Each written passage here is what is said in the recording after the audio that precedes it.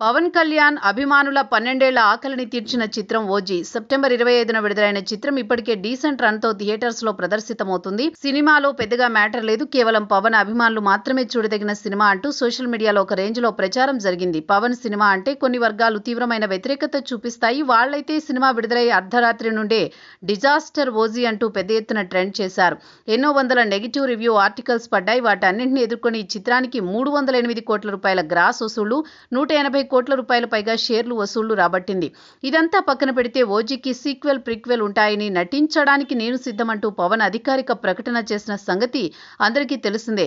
Success meet లో మరోసారి ఈ విషయాన్ని ఖరారు చేశారు. దీనికి సంబంధించిన చర్చలు కూడా పూర్తయ్యాయి. పవన్ రెమ్యునరేషన్ గా ఓటీటీ రైట్స్ ని తీసుకోబోతున్నట్టు విశ్వసనీయ వర్గాల నుండి అందుతున్న సమాచారం. ఇక ఓజీ మూవీ రైట్స్ ని నెట్ఫ్లిక్స్ సంస్థ 120 కోట్ల రూపాయలకు కొనుగోలు చేసింది.